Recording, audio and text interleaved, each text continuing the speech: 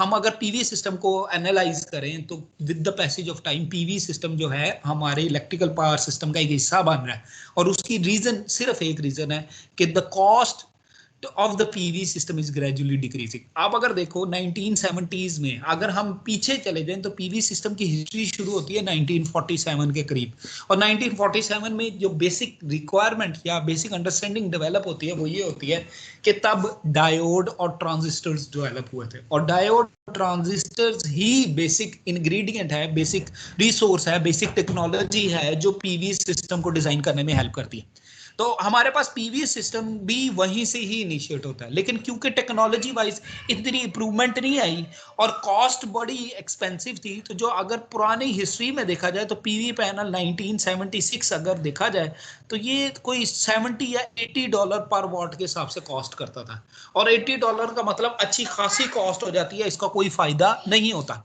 मतलब कि इतना एडवांटेज तो नहीं मिलता कि $80 हम एक्सपेंस करके फिर उसके बाद ये चीज सोचें कि हमें जो रिटर्न ऑन इन्वेस्टमेंट मिलेगी वो जल्दी मिल जाएगी, तो ये पॉसिबिलिटी नहीं बनती। अलबत्ता with the passage of time अगर आप यहाँ पे देखो तो ये अगर 2013, 14, 15 की बात करें तो जो पीवी पैनल की आउटपुट थी या जो कॉस्ट थी वो अप्रोक्सीमेटली लेस देन $1 आ जाती है, और $1 का मतलब ये है कि ये इफेक्टिवली यूटिलाइज हो रहा है और एडवांटेज दे रहा है, आपको फैसिलिटेट करना शुरू हो गया।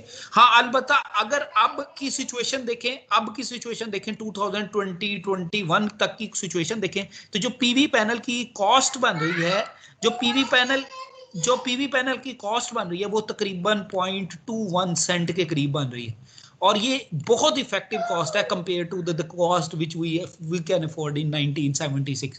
तो यहाँ पे ये पॉसिबिलिटी बनती है कि जो अंडर डेवलपिंग कंट्रीज हैं या डेवलपिंग कंट्रीज हैं जिस तरह पाकिस्तान है, वहाँ पे ये कॉस्ट इफेक्टिव बन जाती है कि अगर हम 20-25 सेंट्स पीवी पैनल को दे दें और प्लस 20-21 सेंट्स अपनी ऊपर वाली कॉस्ट लगाएं तो मिल मिला के 40-45 सेंट्स में हमारा सिस्टम पर वॉट के हिसाब से कॉस्ट करता है, और वो सूटेबल सिस्टम बनता है। अगर हम इसको इन फ्यूचर देखें तो फिर हमें समझ लगती है कि ये इससे भी कम हो जाएगा, और ये जो है ये कोई 15-16 सेंट पे चला जाएगा, और इसकी कैपेसिटी और इंस्टॉलेशन कैपेबिलिटी बढ़ जाएगी, एडवांटेज दे जाएगा। तो ये हमारे पास कॉस्ट एक बेसिक एडवांटेज मिलता है पीवी में, कि जिसकी वजह से पीवी का ट्रेंड डेवलप हो रहा है और पीवी जो है दुनिया के अंदर इंप्लीमेंट हो रहा है और दुनिया इसको फॉलो करना शुरू होगी। अगर हम कंपैरेटिवली देखें तो ये 2009 से लेकर 2019 तक का ग्राफ है, और 2009 में आप अगर ऑब्जर्व करो तो 23 गीगावाट ऑफ इलेक्ट्रिसिटी यूज हो रही है, और 10 सालों में 627 गीगावाट ऑफ इलेक्ट्रिसिटी यूज हो रही है। अगर आप चेंज देखो तो ये कितना ज्यादा चेंज आ रहा है, यानी कि ऑलमोस्ट 40 या 34 या 35 टाइम ज्यादा इंक्रीज आ रही है electricity generation from PV system. अगर हम इसका कंपैरिजन करें तो आपको अंडरस्टैंडिंग डेवलप होती है कि ये 2015 और 16 की बात आती है कि जब इसकी कॉस्ट में ड्रास्टिक चेंज आना शुरू हो गया, तो ये 2015 से ऑनवर्ड देखें तो ये 3 टाइम इंक्रीज आ रही। और अगर आप एनुअल में देखें तो आपको नजर आ रहा है कि यहाँ पे 37, ये 40, ये 50, और ये देखो ये एनुअल इंक्रीज 77 गीगावाट, फिर 104 गीगावाट, फिर 103 गीगावाट और 105 गीगावाट, ये एनुअल इंक्रीज आ रहा है। पूरी दुनिया पीवी की तरफ जा रही। आपने ये चीज ऑब्जर्व भी की होगी, पाकिस्तान में स्पेसिफिकली इंडस्ट्रियल सेक्टर में पीवी एक रुझान की तौर पे आ रहा है। उसकी मेजर रीजन ये है कि इलेक्ट्रिसिटी कंजम्पशन की जो कॉस्ट है वो एक्सपेंसिव हो गई है। यानी कि अगर मैं बिजली वापडा से लेता हूं तो मुझे 18 to 20 रुपीज पर वॉट के हिसाब से पड़ती है, और अगर मैं पीवी पैनल को one time installment one time investment की बेस पे लगाता हूं तो जो पीवी पैनल की कॉस्ट मुझे पड़ती है वो अगर पैसों के लिहाज से कैलकुलेट किया जाए तो वो 4 to 5 रुपीज पर वॉट के हिसाब से पड़ती है। तो कंपैरिजन किया जाए तो पीवी ड्रास्टिकली चेंज करता है कॉस्ट को। तो ये होता है कि हर इंडस्ट्री जिसकी जितनी कैपेबिलिटी है वो उसके अकॉर्डिंगली पीवी अपनी छत में। तो ये एक बेसिक डिफरेंस है जो पाकिस्तान में भी एक रेवोल्यूशन आया पीवी की तरफ, और पीवी की इंडस्ट्री डेवलप होना शुरू हो गई है, और पीवी की इंडस्ट्री की बेस पे हमारे सिस्टम ग्रो करना शुरू हो गए हैं। ये एडवांटेज चला जाती है, यानी कि लो कॉस्ट एनर्जी जनरेशन हमारे पास पॉसिबल होगी।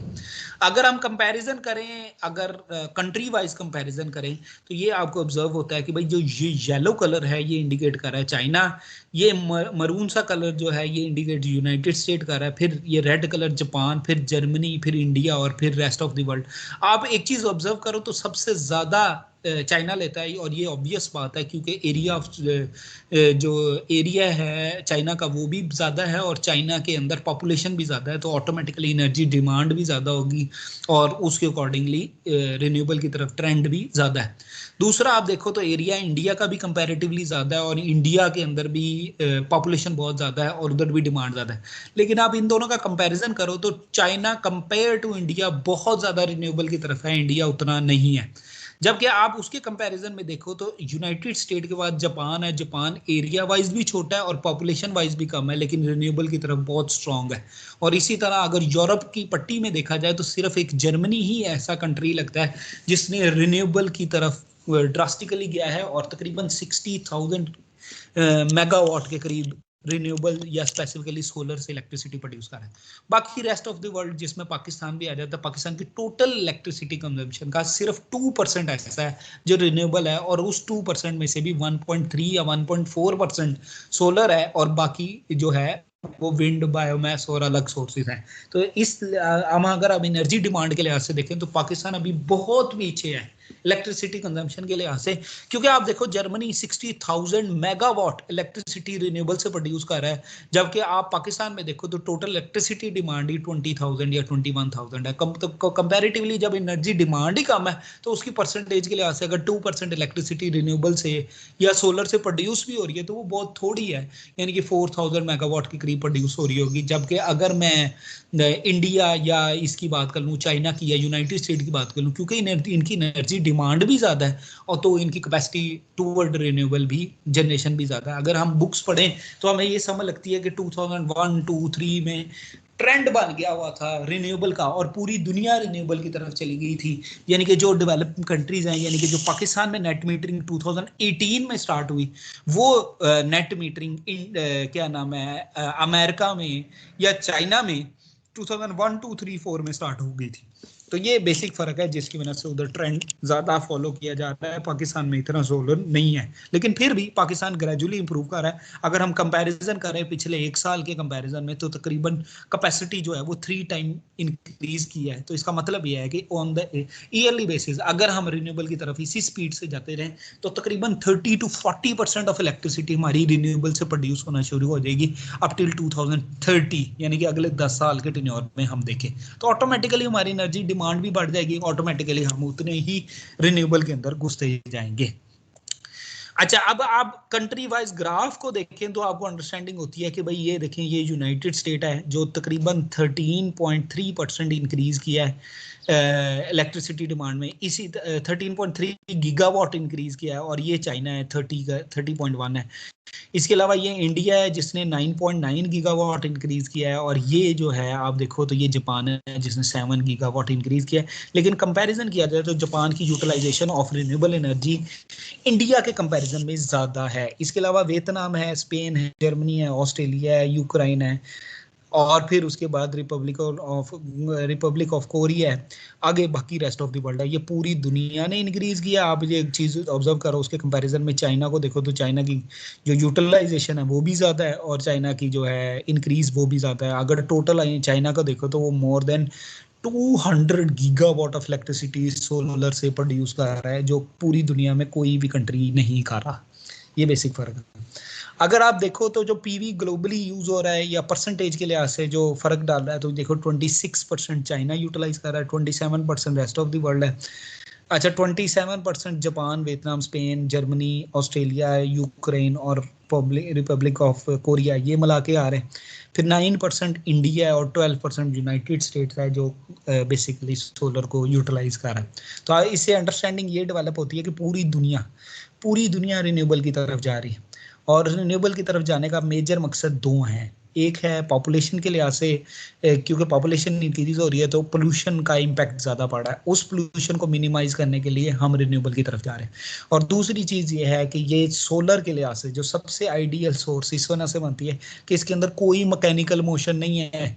जब कोई मैकेनिकल मोशन है ही नहीं तो ऑटोमेटिकली इसकी एफिशिएंसी कंपैरेटिवली ज़्यादा भी है और ज़ीरो मेंटेनेंस है। तो इसका मतलब यह है कि अगर मैं सोलर लगा लेता हूँ तो क्योंकि मैकेनिकल मोशन नहीं है तो इसकी लाइफ भी ज़्यादा होगी, इसकी मेंटेनेंस भी कम होगी। अगर हम इसको लॉन्ग टर्म में देखें तो जो पीवी पैनल है उसकी लाइफ कंसीडर की जाती है 25 ईयर्स। अलबत्ता परफॉर्मेंस वारंटी जो कंपनी दे रही है वो 10 साल की दे रही है। इसका मतलब 10 साल में कोई भी डैमेज होता है तो पीवी पैनल को रिप्लेस करेंगे। जो तीसरी चीज है वो इन्वर्टर है। इन्वर्टर की जो कंपनी गारंटी दे रही है वो 5 साल की दे रही है, और 5 साल अच्छा खासा टेन्योर होता है। इसका मतलब यह है कि आपके पास अच्छी खासी टाइम स्पेस अवेलेबल है जिसको आप यूटिलाइज करके इन चीजों का एडवांटेज ले सकते हो। अच्छा, इसमें अगर आप देखो तो डिफरेंट किस्म की कंपनी डिफरेंट किस्म के सोलर पैनल्स को सपोर्ट करती हैं या कर इम्प्लीमेंट कर रही हैं। ये वो कंट्री है बेसिकली चाइना है। चाइना के अंदर इस सूबे के अंदर इसका नाम है अनहुई। अनहुई सूबा, ये वो सूबा है जिधर मैं चाइना के अंदर स्टे किया था। और इसके अंदर एक कंपनी है जिसका नाम है सन ग्रो, और सन ग्रो ने ये एक लगाया हुआ है फ्लोटिंग सोलर पैनल्स। और ये सोलर पैनल्स इतनी ज़्यादा कैपेसिटी में लगे हुए हैं, और ये एक state of the art technology है जो पहले चाइना ने लगाई थी, उसके बाद यूएस में भी लगी और इंडिया में भी लगी, और पाकिस्तान में भी अब तरबेला डैम में या मंगला डैम में, इन दोनों में से किसी एक डैम पे लगना लग रही है। ये कैपेसिटी इन्हांसमेंट के लिए ज़्यादा फैसिलिटेट करती है कि आपको स्पेस भी नहीं चाहिए, पानी के ऊपर ही आपने लगा दिया।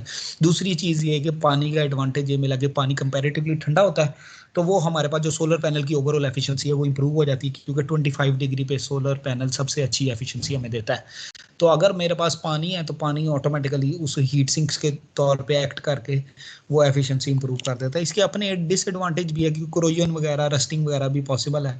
उसके लिए फिर मटेरियल स्पेशल लगाना पड़ता है ताकि ये कोरोजन वगैरह ना हो सके।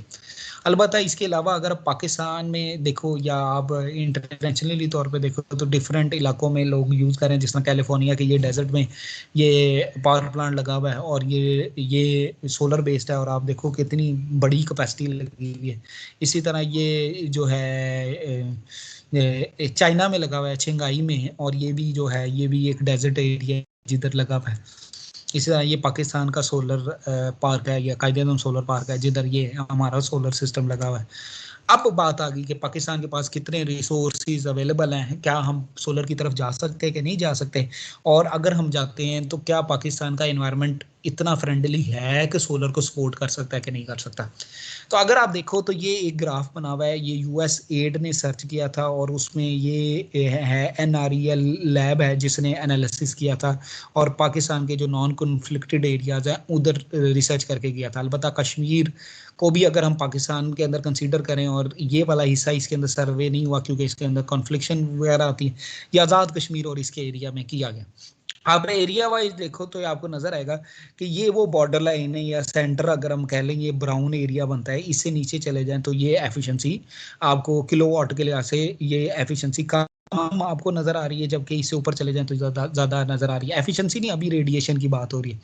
इसका मतलब ये है कि अगर मैं कहूँ कि मेरा ब्राउन एरिया या इससे ऊपर वाला एरिया जो है ये 6 किलोवाट पर मीटर स्क्वायर के हिसाब से हमें एरिया देता है, जबकि इसके नीचे वाला एरिया देखें तो ये यहाँ पे आपको नजर आएगा ये लाइट ब्राउन सा है, ये 3 किलोवाट या 3.5, और उससे नीचे चले जाएं तो ये लाइट ब्राउन 2 तक चला जाता है। अब आप ऑब्जर्व करो तो जो पाकिस्तान का मेजर रीजन है इस सारे में, तो आप देखो नॉर्दर्न एरिया येलो तक लाई कर रहा है, ये येलो पे आ रहा है, जबकि इसके अलावा ये जो एरिया है ये वाला अगर आप ब्राउन एरिया देखो, ये कोयटा वाला एरिया, ये रेगिस्तानी एरिया, और ये 6.5 पे लाइक आ रहा है। जबकि इसके अलावा देखो तो आप पंजाब सिंध का कुछ एरिया देखो और पेशावर का कुछ एरिया देखो तो ये लाइट ब्राउन इसको रिप्रेजेंट कर रहा है, ये 5.5 एरिया। यानी कि पर स्क्वायर मीटर के लिहाज से हम अगर देखें तो ये यहाँ पे हमें सबसे आइडियल इरेडियंस पैटर्न मिलता है जो नॉर्मली दूसरी कंट्रीज में नहीं मिलता। जिस तरह जर्मनी के बारे में मशहूर ही है कि जर्मनी जो है उसके अंदर 300 डेज क्लाउडी होते हैं और 65 डेज जो हैं वो सनी डेज होते हैं, जबकि पाकिस्तान के अंदर हम देखें तो 300 डेज सनी होते हैं और 65 डेज क्लाउडी होते हैं। तो अगर जर्मनी 60,000 गीगावाट तक इलेक्ट्रिसिटी प्रोड्यूस कर रहा है, 60,000 मेगावाट तक इलेक्ट्रिसिटी प्रोड्यूस कर रहा है, तो हमारे पास तो इतने अच्छे रिसोर्सेज अवेलेबल हैं, और उन रिसोर्सेज की बेस पे हम देख सकते हैं कि पाकिस्तान के अंदर हम सोलर की कैपेसिटी इंस्टॉल करें तो हमें कोई इशू नहीं आता। अब ये सीजन वाइज देखा जाए तो इसमें फॉल, स्प्रिंग, ऑटम और विंटर आ जाते हैं, उनको अलग अलग हम कैटेगोरिकली उसको ग्राफिकली देख सकते हैं। दूसरी चीज, पाकिस्तान में ट्रेंड अभी कॉलोनियलाइजेशन का या उस तरह बिल्डिंग का या वो वाला ट्रेंड नहीं है। पाकिस्तान में अभी भी जो ट्रेंड आ रहा है वो इंडिविजुअल घर आ रहे हैं, कनाल कनाल, दो दो कनाल, तीन तीन कनाल के घर लोगों ने अपने अपने बनाए हुए। तो इसका मतलब अच्छी खासी स्पेस अवेलेबल है और यूटिलाइजेशन मिनिमम है। फॉर एग्जांपल एक बिल्डिंग है, लेट्स सपोज 2 कनाल पे बनी है और उसमें 10,000 5,000 बंदे रहते हैं, तो ऑटोमेटिकली उसकी स्पेस कम है। जबकि वही बिल्डिंग के रिस्पेक्ट में एक घर बना हुआ है, वो भी 1 कनाल 2 कनाल पे बना हुआ है, और उसके अंदर जो यूटिलाइजेशन है वो 2-3 किलोवाट या 5 किलोवाट या 10 किलोवाट है, तो वो फिर उसकी अगर मैं सोलर पैनल लगाऊंगा तो इफेक्टिव यूटिलाइजेशन हो जाएगी। तो स्पेस पाकिस्तान में अच्छी खासी अवेलेबल है, चाहे घरों की छतों पे लगाएं या किसी डेजर्ट एरिया में लगाएं या किसी केनाल के ऊपर लगा दें या कोई फ्लोटिंग सोलर पैनल लगा दें, तो हमारे पास चॉइस अवेलेबल होती। तो ये अगर आप देखो तो ये फॉल सीजन है। फॉल सीजन में पाकिस्तान का रिस्पॉन्स क्या आता है। उसके बाद आप देखो तो स्प्रिंग सीजन आ गया। आपको चीज ऑब्जर्व हो रही है कि जब हम फॉल सीजन में थे ये ब्राउनिश एरिया, ये कोयटा नजर आ रहा था। जब हम स्प्रिंग सीजन में गए तो ये देखो, ये कोयटा का पूरा एरिया, सिंध का पूरा एरिया, पंजाब का कुछ एरिया, ये सारा इस रीजन में आ रहा है, इस रीजन में आ रहा है। और ये रीजन बड़ा अच्छा रीजन है, मतलब अगर हम एवरेज वाइज देखें तो इससे ऊपर वाले सारे रीजन ही अच्छे हैं। तो ये अच्छी खासी इलेक्ट्रिसिटी प्रोड्यूस करता है। जबकि ये जो नॉर्दर्न एरिया जिधर ठंड पड़ रही है उधर भी ये येलो से नीचे नहीं जा रहा, और इसका मतलब ये भी अच्छा रीजन बनता है इलेक्ट्रिसिटी प्रोडक्शन के लिहाज से। ये स्प्रिंग आ गया, फिर उसके बाद समर आ गया। समर में आप ऑब्जर्व करो तो ये देखो, ये ब्राउन वाला एरिया, ये वाला जो एरिया है ये रिप्रेजेंट कर रहा है, ये कोयटा गया, फिर सिंध का कुछ हिस्सा, और ये पंजाब वाला हिस्सा ये इस ब्राउन को रिप्रेजेंट कर रहा है। सही है ना। और फिर ऊपर देखो तो आपको नजर आएगा कि समर में तो नॉर्दर्न एरिया भी बड़ा अच्छा आइडियल रिसोर्स बन जाती है। फिर आपके पास आ जाता है ये जिसको हम कहते हैं विंटर सीजन। विंटर सीजन में एफिशिएंसी थोड़ी सी डाउन होती है। अगर आप विंटर सीजन में देखो तो ये पंजाब का एरिया ये येलो पे आ रहा है। पंजाब के रिस्पेक्ट से अगर आप ये सिंध और बलोचिस्तान वाला एरिया देखो तो ये थोड़ा सा ऊपर जा रहा है। जबकि आप नॉर्दर्न एरियाज देखो तो उसमें एफिशिएंसी डाउन होकर डिग्रेड होकर कुछ नीचे वाली साइड पे चली जाती है। सिर्फ ये इतना फर्क पड़ता है। अलबत्ता फिर भी अगर साल में 4 सीजन है और 4 में से मेजर पोर्शन जो है वो इलेक्ट्रिसिटी आपको मिल रही है, और सिर्फ 2 या 3 महीने ऐसे हैं जिसमें इलेक्ट्रिसिटी नहीं मिल रही, तो आइडियल रिसोर्स है पाकिस्तान, जिधर हम सोलर के एज ए सोर्स के तौर पर यूज करते हुए बिजली प्रोड्यूस